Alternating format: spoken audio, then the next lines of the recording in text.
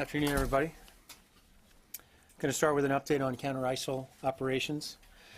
I want to first highlight significant progress in northern Syria, where Turkish-backed Syrian opposition forces supported by the coalition liberated 6 towns and villages from ISIL, including the town of Dabiq. Freeing Dabiq over the weekend holds military and symbolic significance. Dabiq was so important to ISIL's propaganda machine that the terror group's magazine was named after this town. ISIL carried out barbaric atrocities in Dabiq and even claimed that its final victory will take place there. Instead, its forces have been defeated in Dabiq, just as they've been from territory across Syria and in Iraq. We applaud the Turkish and Syrian opposition forces who took part in the battle to liberate the people of Dabiq from ISIL oppression. And as you saw in the Secretary's statement yesterday, we particularly appreciate the close coordination we've had with Turkey in this effort. Now, this morning in Iraq, as announced by Prime Minister Abadi, Iraqi security forces, with the support of the counter-ISIL coalition, began operations to liberate Mosul. They started moving at 6 a.m. Baghdad time. This is a decisive moment in the counter-ISIL campaign. It is in Mosul that ISIL's leader chose to announce its so-called caliphate. Mosul is also historically a diverse, multi-ethnic, multi-sectarian city, precisely the opposite of ISIL's hate-filled ideology. So Mosul carries a great deal of symbolic importance in this fight as well. But more than a symbol, Mosul is also a city of more than 1 million people. Over 2 years, ISIL has brutalized the city's population, committing horrific atrocities. This is a fight to free hundreds of thousands of innocent Iraqis from ISIL's rule. This fight is taking place with Iraqis firmly in the lead, including thousands of Iraqi army personnel, counterterrorism forces, and federal police. Kurdish Peshmerga and Sunni tribal forces are also playing a critical role in this fight. They have the support of an international counter-ISIL coalition of 60 nations led by the United States, providing advice and assistance, logistical support, intelligence, and precision air power. The coalition has conducted more than 54,000 training cycles for Iraqi security forces. It has conducted more than 10,000 precision strikes in Iraq, including more than 70 in the Mosul area just this month. And Iraqi forces will have the continued support of the coalition as they move forward. The role of U.S. and coalition forces will continue to be one of supporting the ISF. We are on the first day of what we assume will be a difficult campaign that could take some time. Early indications are that Iraqi forces have met their objectives so far and that they are ahead of schedule for this first day. This is going according to the Iraqi plan, but again, it's early and the enemy gets a vote here. We will see whether ISIL stands and fights. We are confident, no matter what, however, that the Iraqis have the capabilities to get this job done, and we stand ready to support them along with the rest of the coalition. It is in our interest that they succeed, and we will do what we can to help them. With that, I'm happy to take your questions. Lita. Peter, just first off the top, I just was wondering, just to make sort of it official, on behalf of some of the members of the media, we'd like an military operational update on the fight, considering there are thousands of U.S. troops in Iraq, and if possible, if we could get some sort of military operational update, as soon as possible, earlier, obviously sooner rather than later. If we can do that, that would be great. We've got your request. We obviously have Colonel Dorian and people downrange who can provide updates for you, as they have through the course of today. You've heard already a statement from our commanding general, Lieutenant General Townsend, and we'll provide you additional information. Lita, I will point out to you, as I did in my opening here, this is the Iraqis in the lead. And the Iraqis right now, for example, even today, are providing operational guidance as to how this fight will be waged. And to some extent, you're going to see us deferring to the Iraqis because this is their fight. It is understandable that they would be the ones to take the lead in terms of operational updates. And we'll do what we can to provide information to you and to provide as much information as we can, particularly on the U.S. role. But I want to make clear that this is the Iraqis' fight. Right, I understand that. Since you mentioned General Townsend's comments, he did say in his statement today that there are JTACs, that is part of the U.S. capability being provided to the Iraqis. I'm wondering if you could help us understand at what level the JTACs are operating. And then more broadly, can you tell us some as up-to-date figures as you have on how many U.S. troops are in Iraq today? How many, is it still about 500 or so in Kiara? How close are they to the fight? At this point, are they at the battalion level? I mean, these are things we've sort of discussed all along, but at this point, do you know, are they operating as advisors at the battalion level, the brigade level? And do you know if they are using Apaches in this so far? Okay, so several questions in there. Yes, I can repeat I'll try and get to as many of those as we can. First of all, just to put it in context again, we have, as we've talked about 5,000 U.S. forces in Iraq at this time, all part of this effort, part of the coalition to defeat ISIL. Many of those people are in enabler roles. They may be trainers. We've talked about the 12 Iraqi brigades that have been trained for this fight. Again, many of the U.S. forces have been part of that effort. We have a number of people providing logistical support to this effort. We've talked a lot about the effort to put Q West into a position to be sort of a forward staging area for this fight. That's a good example of some of the logistical support that's being provided. At each of these locations, of course, there might also be needs for force protection. Those are some of the U.S. forces.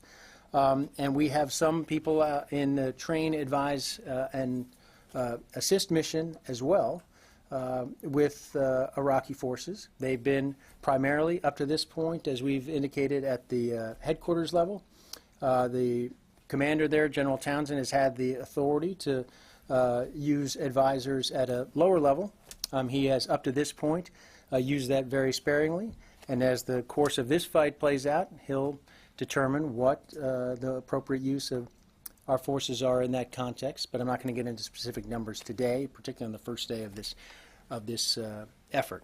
But he will use that judiciously. And again, we've also separately, of course, been providing advise and assist roles with both the counterterrorism service, separate from the conventional Iraqi army, as well as the Peshmerga. And we'll continue to do that with Americans in a support role, providing advice and assistance to those forces as they conduct their operations. You asked specifically as well about the Apaches. My understanding on the Apaches is they have not been used so far in this effort, but the Apaches are a capability, a very potent capability that we are prepared to use. Should it be deemed by the commanders and the Iraqis that this is something that a capability that would make a difference in this fight. I want to emphasize that each and every one of these decisions are decisions that we are reaching with the Iraqis. We are not doing anything in this fight without the consent and approval of the government of Iraq. The JTACs. JTACs. Specifically mentioned them in his statement, so Yeah. If you can help us understand how close they are to the fight, and let me just take another stab at. You said that he has used this sparingly, With troops reference at the for- battalion level. Do you know if there are, in terms of this fight already today, U.S. forces embedded or training and advising at the battalion or lower levels, as well as the JTAC? There's my understanding there's no difference in what they're doing today than what they were doing previously. I will point out that the CTS and the PESH do not operate in the same way as the conventional Iraqi forces. We've had U.S. forces at a lower level with both the PESH and the CTS. They don't have a headquarters division construct, and so I think it's fair to say that we are doing the same thing with them in this instance. Some Americans are, as they have previously, and so I think that's, again, it's consistent with what we've been doing in the past. There's nothing we're doing differently today than we've been doing previously. What's different is the Iraqis and where they are geographically, what they are doing in this fight, and we're there to support them. But again, Americans, even with the CTS and with the PESH, remain in that support role, that advisory role. They are not in the lead in that fight, and that remains the case. So, Can you address the JTACs? yeah, there are instances. I'll give you an example. I'm not sure the numbers. I don't have particular numbers, but I think, as it's been explained to me, that there could be instances in this fight, for example, where Iraqi forces in the lead may identify a target that they think might be appropriate.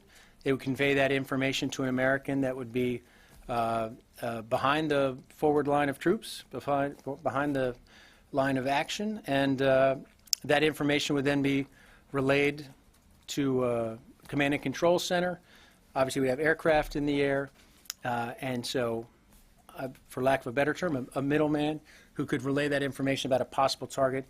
Again, in this instance, I want to convey very importantly that any target that would be selected in this way would be screened by not only the American commanders but also Iraqis as well as to whether or not that's an appropriate target. So I think that's a good example of what General Townsend was describing. So have I gotten through most of the list there? Barbara.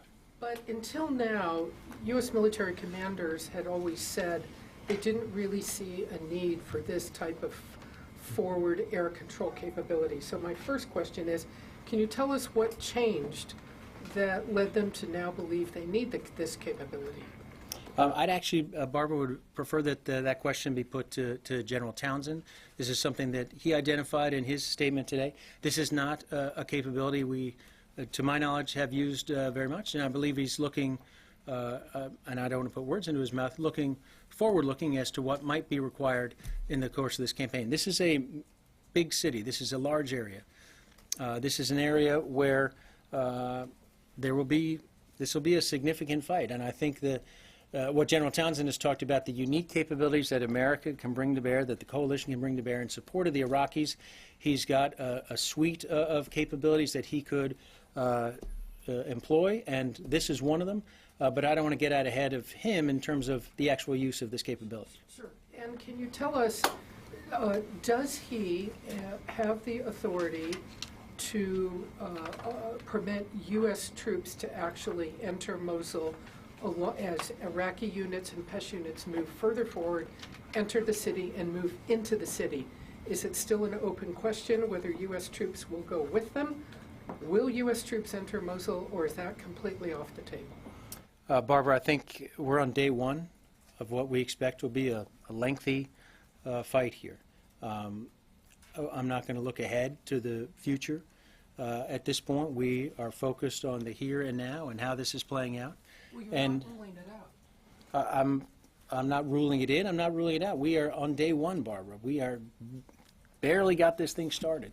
Let's see how this plays out. We'll be working closely with the Iraqis. Nothing will happen with regard to U.S. forces that is not agreed to with the Iraqis. That's the most important thing here. Yeah, any action by U.S. forces, by the coalition, would have to be approved by Prime Minister Abadi. But the question I have, Peter, is it is a given that it is a given that Iraqi forces will enter Mosul. Yes. This is not happening without them entering the city. Mm-hmm. So the question I have is not about what they want, but it is about what the U.S. wants, what the what Ash Carter wants. We want the defeat of ISIL. To accept the notion of U.S. troops entering Mosul. He must know what he thinks at this point. Barbara, what the Secretary knows is that he wants ISIL defeated in Mosul, and we're going to do everything we can to support the Iraqis to achieve that goal. And you are getting way ahead of things here when you're talking about that situation. As you know, we haven't had a need for U.S. forces in Ramadi. We haven't had a need for them to enter other locations.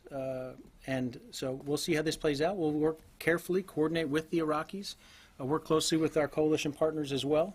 But we're on day one here. Let's wait to see how this plays out. Very briefly, I'd like to underscore what Lita said. I think it could not be more essential for us to have some type of operational press briefing, not just where we're provided information, but there is an opportunity to ask questions of U.S. military commanders involved in this, since you have somewhat 5,000 troops involved. Absolutely. And we have been providing, just for the record, providing you senior leaders from this campaign through on a regular basis who have been briefing you, and that will include even this week. We have plans already for a senior leader to brief you as soon as Wednesday, if not sooner.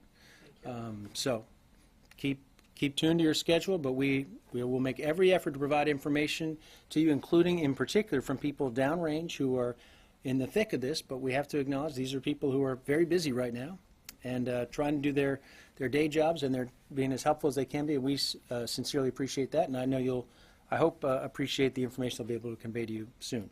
I'll do my best in the meantime. Yes, Tara. Thanks, Peter. In earlier briefings with, I believe, Colonel Dorian, we learned about how some of the 100 to 200 advisors would embed with these brigades and move forward with the brigades as they moved on Mosul. Have those advisors move forward with the brigades, and will they, to follow on Barbara's question, how close to Mosul will they actually get? Is there some sort of decision already made as to where those advisors would stay, or would they go forward into the city? Again, I'll go back to where I was with Barbara. These are brigades. I can't speak to the movement of every single Iraqi brigade or the movement of every single American at this point. But yes, there was a plan for Americans to be providing that advisory role to Iraqi leaders, to the Iraqi commanders, as they have through the course of this. Again, many of these folks help with the training of these Iraqi brigades. So we're going to leave it to the Iraqis to determine the movement of their forces, and we'll be there in the support role. It is too soon to say at this point where these movements will go, what the Americans will do in that advisory capacity.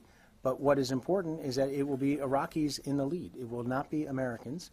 We will be playing the support role as we have throughout the course of this campaign. Lucas. Peter, right now, are there any Americans in Mosul or on the outskirts of the city? I think it's fair to say that there are Americans that are on the outskirts of the city, but I'm not going to get into the disposition of every single American. What I will tell you again, Lucas, is that it's the Iraqis in the lead. The Iraqis are at the front, and Americans are providing their advisory role, but they are behind the forward line of troops, and they are providing that same sort of advice and assistance that they have in Iraq previously, and will continue to do so as this fight progresses. What's the plan for after ISIS is defeated and pushed out of Mosul? Is there a political plan in place? What does that look like, Peter? This is, as you know, Lucas, something of a considerable discussion the day after ISIL is defeated, and we are confident that ISIL will be defeated. This is an effort that will be led by the government of Iraq, by Prime Minister Abadi. He's worked closely with the United Nations. We do have concerns about the humanitarian situation that would follow the military operations. We've been working closely, the United States government has, with the United Nations, with the government of Iraq, to try and address the concerns about the civilian population, those people who might be displaced. There are steps that have been taken to try and address this. The United States alone has contributed more than $1 billion in humanitarian assistance. We've been able to get pledges, helps to get pledges from others in the international community of more than $2 billion. So this is something we have given some serious thought to. It will be led by the Iraqis. We'll be trying to support it as best we can. Our focus here at the Department of Defense is the military operation, but I can assure you there are plenty of people in the United States government who are tracking this and working very closely with the international community to address the very serious concerns here. And lastly, I noticed you did not mention the Shia militias. Will the United States military be supporting, even if it's part of the Iraqis' plan and they're in the lead, any of the movements of the Shia militias near Mosul? We'll be supporting the Iraqi security forces that are under the command of Prime Minister Abadi. That's what we've been doing from the start here. Yes, Missy. I just want to follow up on the JTAC question as well. Just to clarify, so is this activity that you described, or what the U.S. troops may be doing, is that happening in a way that has not occurred up till now in the campaign? And if so, is this a new authority that's been granted to General Townsend to authorize? And I'd also like to ask you about if you can provide us an update on what the situation is with the Turkish troops and what the United States is doing to try to mitigate and deal with that situation. And finally, just want to add my voice as well to the request that Alita and Barbara made. Okay. Again, I don't, what I just explained about the forward controllers, I would prefer that General Townsend describe to you in more detail his plans with regard to this, but there's nothing different than what they've been doing previously.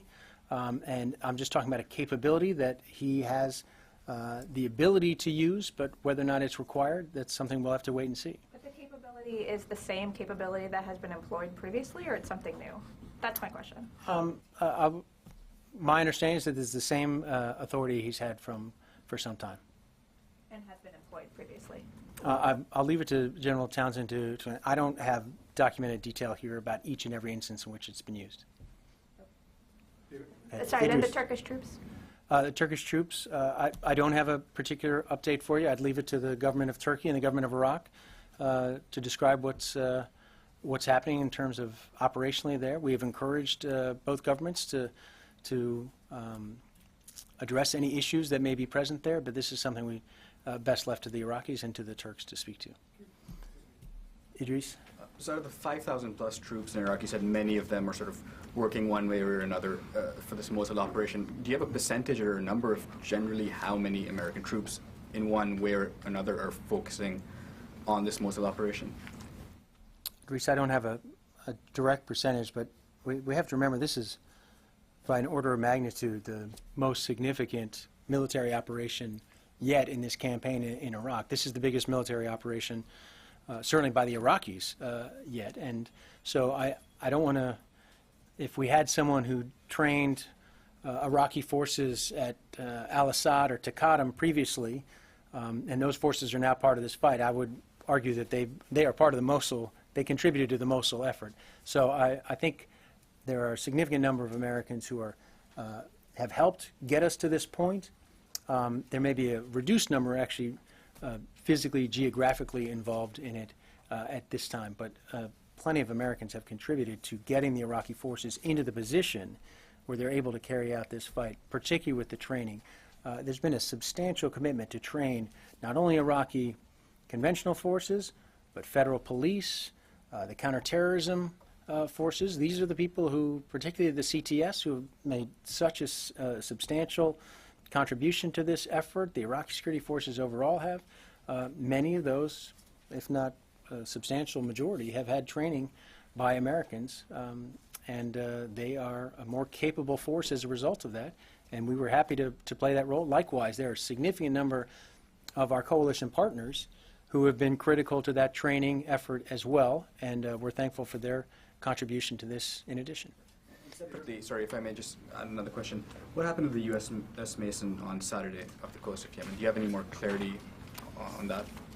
Yeah, as we indicated over the weekend, the Mason was operating in international waters in the Red Sea, off the Yemen coast, where once again it detected a missile threat, and the crew responded accordingly, deployed countermeasures as appropriate, and the good news is that the ship was not harmed, and the crew is fine, also unharmed. So at this point, do you believe there were missiles fired, or? We are still assessing the situation. There are still some aspects to this that we are trying to clarify for ourselves, given the potential threat to our people, and so this is still a situation we're assessing closely. Joe. Do you still believe that there are up to 5,000 ISIS fighters inside Mosul, or this number has changed in the last few days? The estimate I've seen, Joe, that I checked was between 3,000 to 5,000. We've seen other numbers that are higher, but we know that there's a substantial ISIL presence. We know that they've had 2 years to dig in, to build defensive systems, to plant IEDs, to do what they can to make life more difficult for the Iraqi security forces, certainly to make life much more difficult for the people of Mosul. And so we think that this is a substantial, an enemy with, a substantial capability to make life very, very difficult, and we don't underestimate this fight in any way. Have you seen any evidence that the head of ISIS, al-Baghdadi, is inside Mosul? I don't have any information at this time. Last question. I want to go back to the Turkish-Iraqi tensions. Does the Pentagon believe that Turkey has the right to take part of the operation to liberate Mosul? The United States believes, as we've said from the start, that the government of Iraq has the authority to determine who is within Iraq as part of this effort, and we would encourage the Iraqis and the Turks to discuss this issue between themselves to resolve whatever concerns there may be, and that's the appropriate place for this to be decided. I understand that, but this is an Iraqi city. Do you see This is the sovereign government of Iraq. This is a decision, a question for the Iraqis. Yes. ISIL has known that this operation would take place in October for weeks. How difficult do you think it's making operations on the ground, the fact that they've known this would come and they've had time to prepare? Well, certainly they have had 2 years to prepare for this. we've had time to prepare as well for what's to come. The Iraqis have had time to prepare. Again, we think they are equipped with the capabilities, the people, and the support they need to accomplish this mission. This is not going to be easy. This is going to be a challenging environment. There are Iraqis who are going to face a serious fight, and we will do what we can to support them in this effort. ISIL is defeatable, and we'll see that in Mosul. Bill. Have you seen any reports of casualties on ISF or Peshmerga? And also, you said that they're ahead of schedule in terms of what's going on. So, what does that mean? Again, I'll leave it to the Iraqis, but my understanding is that they had set a target for movement today, for the end of the day, and by midday they'd achieved roughly what they had intended to do. So it's day one, it's early, but this kicked off, as I understand it, the way the Iraqis had hoped, and certainly we welcome that news from the Iraqis. Right. But what is that area, and how many? What is the? I'll leave that to the Iraqis to describe, Bill. I'm not going to give you specifics on that. I'll leave it to the Iraqis if they care to characterize it, but I'm giving you a big picture that day one so far has gone according to plan. What about casualties? I'm not aware of any. I'll refer you to the Iraqis and the Kurds to describe that. Yes, Paul. I think one of the things Americans are kind of interested in now as they see all the news about this offensive kicking off is how close at this exact moment is any American soldier to this fight? Again, the Iraqis will be on the front line. There are Americans that will be in advisory capacities. Some will be closer to the front than others because of the unique role that they're carrying out, but it's Iraqis in the lead. To be sure, Paul, their Americans are in harm's way as part of this fight. There are Americans in harm's way in other parts of Iraq as well. We absolutely understand that. The Secretary absolutely understands that. And there are specific steps that have been taken and protocols in place for us to try and reduce the risk to Americans because this is Iraqis in the lead. They're playing a support role. But we were crystal clear that Americans are in harm's way in Iraq, but they are performing, they are not in the lead in the way Iraqis are. They're in a support role, and they'll continue to play that support role. Just one quick follow-up on Lucas's question. How involved do you expect the Shia militias to be in this fight for Mosul? That's a question for the government of Iraq to answer. Again, Prime Minister Abadi has laid out this plan. He has identified the responsibilities for the various Iraqi forces. We will continue to support Prime Minister Abadi and those forces that are under his command carrying out this important mission. Nancy.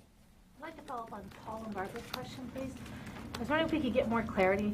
What level of risk are U.S. forces going to assume in what you call the serious fight, a dangerous battle? Is that a decision that hasn't been made, or is there been a decision made not to tell the American public for some sort of strategic reason? We've been clear from the start that Americans are, again, playing an advisory role, an enabler role for these Iraqi forces. It will be Iraqis in the lead with Americans in a support role. Most of the American forces in Iraq are not anywhere close to the front line. That's the way this has been structured. Many of them are in logistical support roles. Many of them are carrying out training missions, for example, that are well away from Mosul. They've been doing so previously, and they'll continue to be in that advisory role, consistent with the role that forces from other countries are providing as well. I just want to be clear, because I think for the American public to know what kind of risk its forces could face.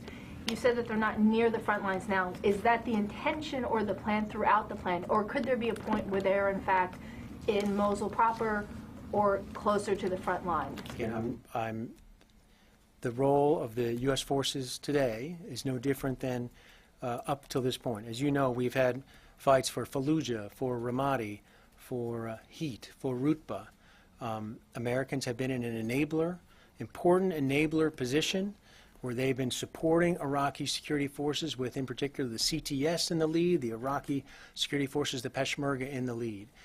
U.S. forces remain in a position to be able to provide advice to them. A small number will be in a position to provide that advice on the ground, and we'll continue to carry out that role, but again, Americans will be, this is Iraqis in the lead, and that doesn't mean that there isn't risk to Americans. We've seen that demonstrated already in Iraq. We're very aware of that, and we're taking steps, as many steps we can to reduce the risk to American forces, and we'll continue to do that. Yes? What is your assessment of the humanitarian condition both inside the city and on the outskirts of the city since the operation started last night? Well, first of all, I can tell you our assessment of the situation in the city for the last 2 years has been pretty abysmal, thanks to ISIL. And removing ISIL will undoubtedly improve the condition of the Iraqis who live there and want to return to Mosul. So that being said, the goal, first of all, is to remove ISIL. In terms of the humanitarian situation right now, I know that the Iraqi government, as I said before, is taking the lead. It's carefully watching this. There's been careful coordination with the United Nations. There have been some facilities set up outside of Mosul to deal with the possibility of civilians leaving the fighting. Again, I'll leave it to the United Nations, to the Iraqi government to speak to all those preparations. But this is obviously a dangerous situation for civilians on the ground.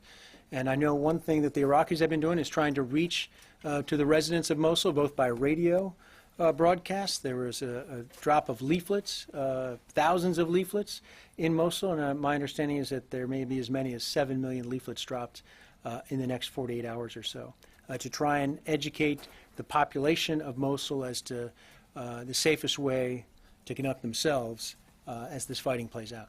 So from the 5,000 U.S. troops that are already in Iraq, are they also ready to help with any kind of humanitarian situation that might come up within the next few days? Of course, U.S. forces will do what we can to assist this situation.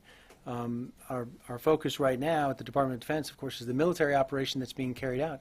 But as I pointed out before, the United States has already provided more than $1 billion for the humanitarian effort. There's been more money raised by the international community, and we would encourage the international community to focus as much attention as possible on this very significant challenge. Certainly our colleagues at the State Department really are taking the lead on that, so if you have more particular questions, I might refer you to the State Department. Yes, Qasim. Peter, I will go to Dabik back. There are some reports claiming that the fight in Dabik was not really so tough, while the fight in the outskirts were quite tough. Mm-hmm. What's your assessment of the fight, fought inside Dabik itself, the city?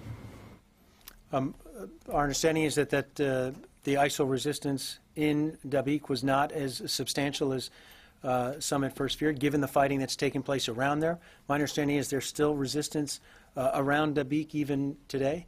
We think it's welcome news that ISIL chose to run. That suggests the state of play for ISIL in Syria and the kind of degraded position they're in Syria. At the same time, they face a much more degraded position in Iraq as well. We think ISIL is on the run, both in Syria and Iraq, and that's a good thing. Turkish Foreign Minister, I believe yesterday, announced that now the next target is Al-Bab. Will the U.S. Special Forces also accompany Turkish forces and Turkish-backed opposition forces to move into Al-Bab? Qasim, you know me better than to tell you where U.S. Special Forces are going anywhere in the world, so I'm not going to respond to that question. Carlo.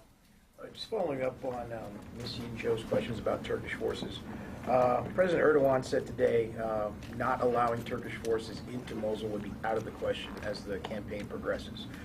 So we know what the Turkish government has said. We know the Iraqi government has said that if Turkish forces continue their presence in the country, it could trigger a larger regional conflict. So we know what the Iraqis have said. What I wanted to know is, what is the Pentagon stance? Will it continue to defer to Baghdad on actions regarding this sort of rising tensions when it comes to a head, and if the Iraqis decide to take action against a NATO ally as this campaign progresses or further on? Carlo, this is a situation that the Iraqis and the Turks are in the best position to respond to and address. This is an appropriate question for Prime Minister Abadi and for the leadership there to work out. The United States will continue to encourage both countries to try and resolve this issue. Our central focus remains ISIL. We have a common enemy in ISIL. As you said, these are partners in that fight, and we welcome them resolving whatever issues there may be on this issue. Yes, Paul. Peter, just to follow up once more on the questions about the PMUs, the Shia militia. As far as you understand, do you know of any restrictions on their use in this campaign to retake Mosul? This is a question that, again, for the Iraqi government to speak to in terms of the forces being brought to bear. We will continue to support Prime Minister Abadi and the Iraqi security forces under his control. This is an issue that the Iraqis have been working with, handling themselves in Baghdad and in discussions leading up to this, and the careful planning that's playing out for Mosul. So this is a question to best put to Prime Minister Abadi and his leadership. So a series of PMU commanders met with Prime Minister Abadi a couple days ago, and shortly afterwards, some of them met with Qasem Soleimani, reportedly. This building has talked about its criticism of the Iranian influence in Iraq throughout this campaign, and you've highlighted some instances of PMUs conducting humanitarian atrocities in the wake of their liberating predominantly Sunni towns before. So are you saying that there are no concerns that you have about these groups being involved in the campaign? What I'm saying is that Prime Minister Abadi, as he has in the past, has talked about a multi-sectarian Iraq. He's talked about zero tolerance for humanitarian atrocities. He's spoken very eloquently on this topic, and we have confidence in Prime Minister Abadi and his leadership to address any concerns that may come up here, and we'll continue to offer our support to Prime Minister Abadi. We agree with him. There should be zero tolerance for that sort of thing. And then just lastly, can you qualify what the fighting has been like so far? You talked about how it's ahead of schedule. Is that because they've met a little resistance or they've been particularly affected? Can you just talk about what the forces have seen so far? My understanding is, and I think you all have probably seen some of the images on TV, there has been, certainly there has been resistance from ISIL. I would hate to characterize it. This is a big fight with multiple locations, so there may be more intense fighting in one place versus another. But I think it's, again, fair to say that the impression we've gotten from the Iraqis is that this first day has gone as planned. They have faced resistance. They have certainly expect more resistance to come. But day one has gone well. Yes.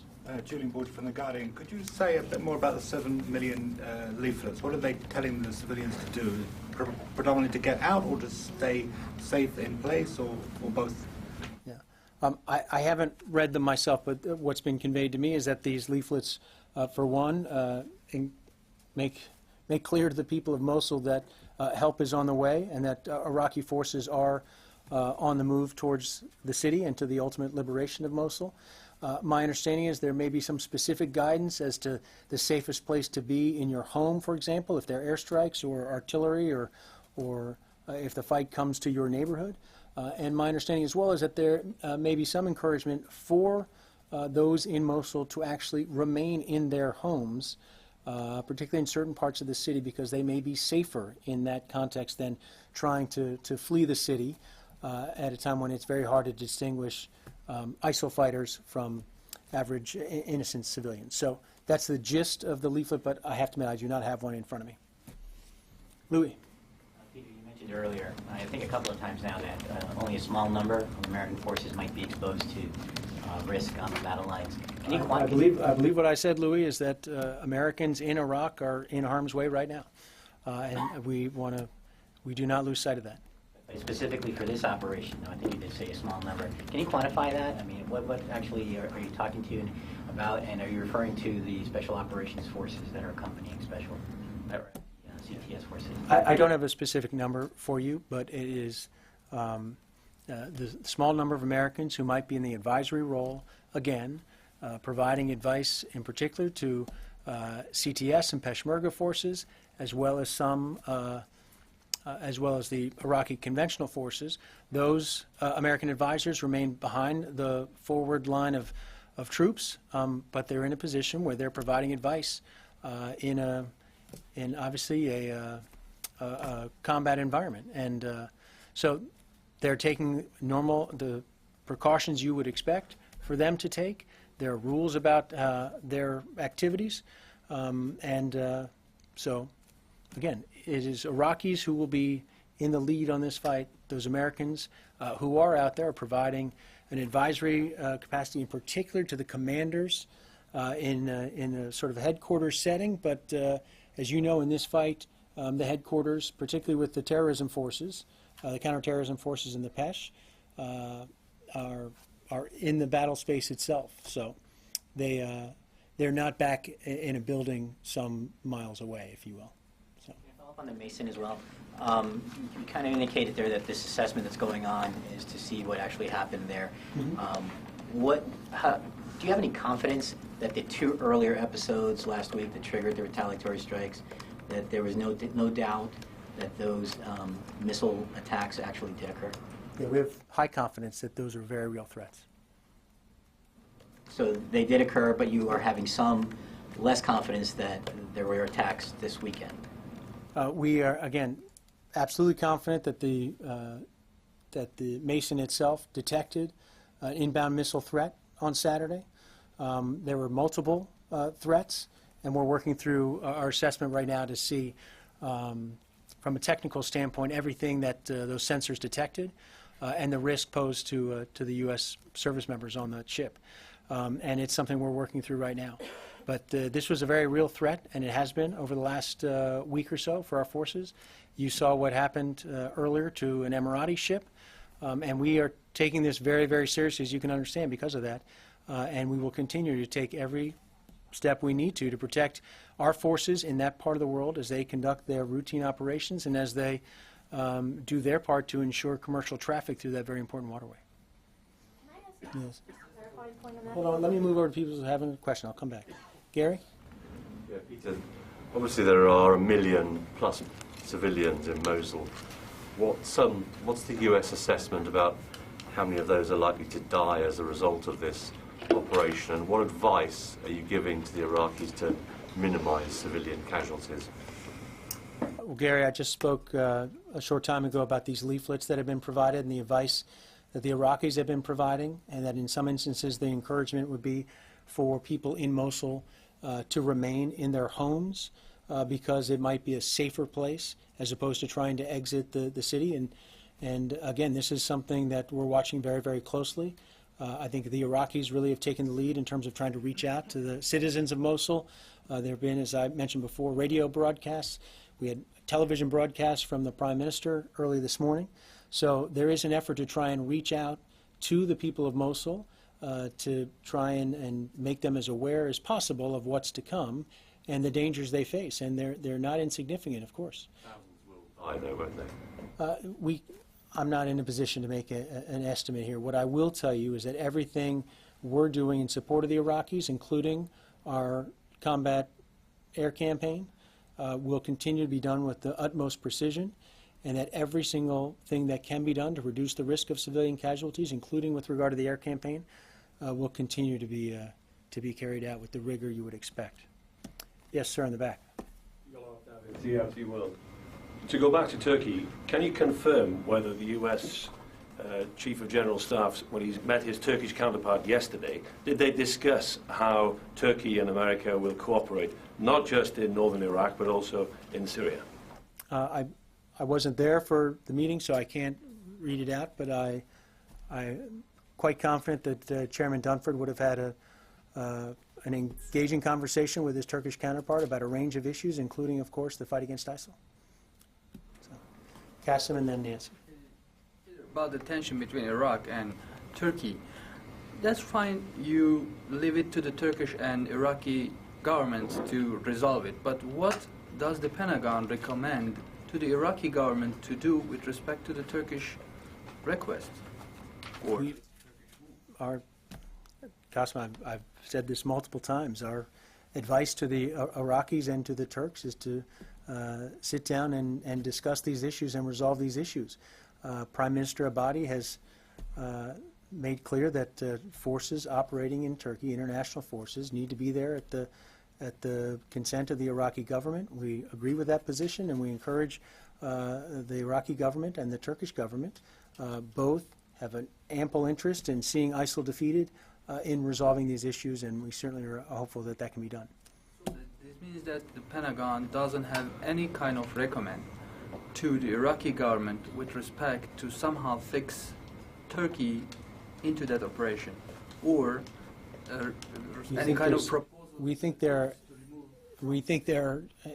an opportunity here for both governments to sit down and work these issues out. That's what we are doing, encouraging both governments to try and resolve these issues. Nancy.